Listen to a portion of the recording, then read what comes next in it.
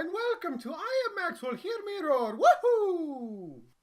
Today, I want to talk about Nintendo, because Nintendo is my childhood. I got my first console, an N64, because I was having trouble with hand-eye coordination. And my doctor said I could either transfer grains of rice from one bowl to another with a pair of tweezers, or play video games. Guess which one my dad picked for me? Of course, it wasn't long after I started my gaming career as a strapping 4-year-old that I discovered the core franchise of Nintendo, Mario and Zelda. And my life was changed by each of these games. Mario delighted me with childlike whimsy and feats of heroism from an Italian plumber, an everyman. Zelda gave me a world to explore, a princess to save, and a bad guy to defeat. An adventure. Through a few fantastic games, Nintendo had hooked me for life. I've had every Nintendo console since, and will continue to support them. However, the past and present of Nintendo hold shockingly dire truths about the future of Nintendo. Everybody knows about the glory days of Nintendo. After the collapse of the Atari, video games appeared to be finished in their infancy, a fad. But Nintendo, a Japanese toy company, released the family computer, aka the Famicom, which was later released in the USA as the Nintendo Entertainment System. And that thing sold like hotcakes. Suddenly, video games were profitable again, which spawned competition. This competition forced Nintendo to iterate, giving us the SNES, the Super Nintendo Entertainment System. And again, Nintendo hit a home run. With the SNES, Nintendo developed and published great game after great game, giving us many of the classics of today. Link to the Past, Super Mario World 2, Yoshi's Island, the Final Fantasy series, Super Metroid. It was a great time for Nintendo and for fans of Nintendo. However, all great things must come to an end. Before the next generation of games was getting ready to start, it looked like CDs were going to be the way of the future. Obviously, Nintendo, being an enterprising company, wanted to try to get into CD game development, but they were having some trouble with the technology. When Sony and Philips developed a much better CD for video game creation, Nintendo approached Sony to help with making a CD playing console. Both companies signed a contract to make a CD-playing SNES, dubbed the PlayStation. The day of showing off this cooperative effort, Nintendo, after realizing how much creative control Sony had over the joint effort, dropped the partnership and sided with Philips, with whom they later released the abominable Philips CDI. Moving into the next console generation, Nintendo just coasted on the continued mega success of the SNES. As the next generation of consoles grew nearer, Nintendo made another cartridge-based console. My entry point, the N64. See, I'm biased because a whole lot of my favorite series had great games here. Banjo-Kazooie, Donkey Kong 64, Super Mario 64, Ocarina of Time, Star Fox 64, Paper Mario, Ogre Battles. So I loved the N64, but honesty dictates that I admit that the N64 got crushed by the PlayStation that Sony finished after Nintendo abandoned them. It wasn't even close. The N64 got a third of the sales of the PlayStation. This was a blow, but nothing too worrisome. PlayStation definitely deserved the success, and the N64 didn't do too poorly. Next generation comes up, Nintendo releases the GameCube, the nearly indestructible box of fun. Again, the GameCube had some absolutely stellar games. Super Mario Sunshine, Paper Mario Thousand Year Door, Metroid Prime, The Wind Waker, and again, got crushed by Sony's PS2. It was even worse. The GameCube got 1/6 the sales of the PlayStation 2. Granted, this was because the PlayStation 2 is the greatest selling console of all time to this day, but still, things were getting a little tight, let's say, for Nintendo. Nintendo definitely thought this because they decided they needed to tap a new market in order to succeed. And boy, howdy, did they tap a market. The Wii exploded into the next generation and monopolized family living rooms with fun, simple games like Wii Sports and Raving Rabbids. At this point, things got a little worse for gamers like me who love Nintendo's core franchises, because pickings were a little slim for the Wii. Nintendo appeared to have largely abandoned their core audience. Though we did get some good games, Super Mario Galaxy, Twilight Princess, Metroid Prime 3, Skyward Sword, still, their shift to a more casual audience earned them a whole lot of money.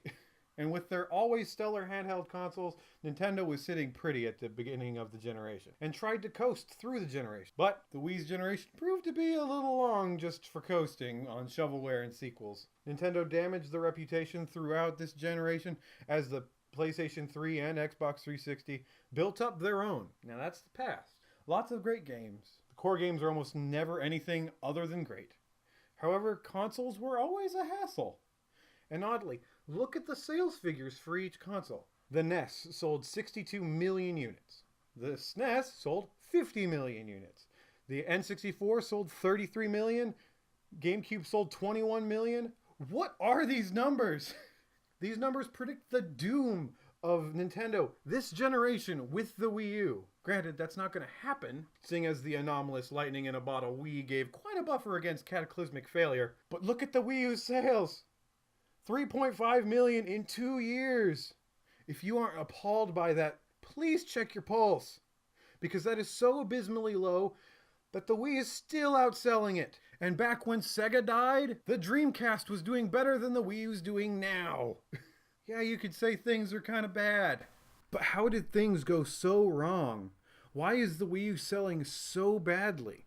I can trace back Nintendo's problems all the way back to those first dealings with Sony. Not only did those dealings with Sony create Nintendo's greatest competitor that stomped the guts out of Nintendo's next two consoles, but why did Nintendo drop Sony? Nintendo dropped Sony because in the contract that both companies signed, Sony got too much creative control for Nintendo's comfort. And that is the essence of the issue. Nintendo has a vice grip over their creative rights. They're too protective of their brand, and they want too much from people who want to use that brand. That's why third-party releases on Nintendo consoles are so garbage most of the time. And that's why Nintendo feels the need to steal YouTubers' money. Honestly, it's pride.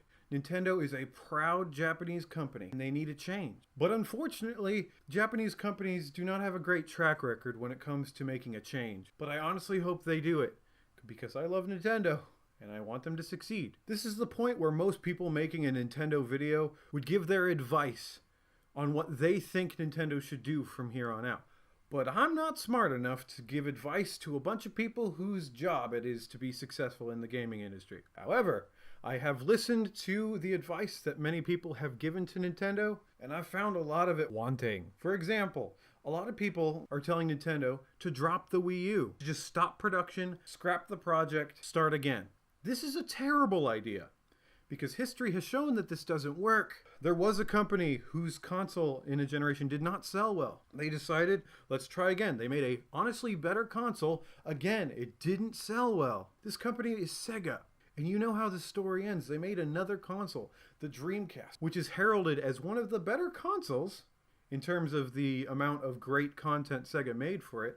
But it was too late. They had lost so much respect from their consumers that their third, honestly, great console didn't sell well enough, and Sega died. And I don't want that for Nintendo. I didn't want that for Sega, even though I wasn't conscious at the time. Doesn't matter. The next piece of dangerous advice that people give to Nintendo is telling them to stop the production of any consoles whatsoever and just be a game developer. This is a bad idea because the console space isn't so saturated that this wouldn't harm the gaming industry as a whole. Nintendo makes the most interesting consoles. They might not be your favorite thing, but they're all interesting and innovative. And innovation is good for business. Nintendo created the motion control fad that got so popular that Microsoft and Sony tried to copy it. And Nintendo still did it better. Taking away that source of innovation in the gaming industry would do more harm than good. The problem is when their innovation doesn't exactly work. And that's honestly what I think is the problem with the Wii U. Other than the fact that it is in every way weaker than the PS4 and Xbox One. The screen and gamepad does not feel necessary and does not enhance the experience. Nintendo got the closest with Nintendo Land, but it wasn't enough. This is the closest I'm going to get to advice. Maybe Nintendo should stop developing for the gamepad and instead develop for the Wii Pro controller. Maybe that would make it a little better for core audiences.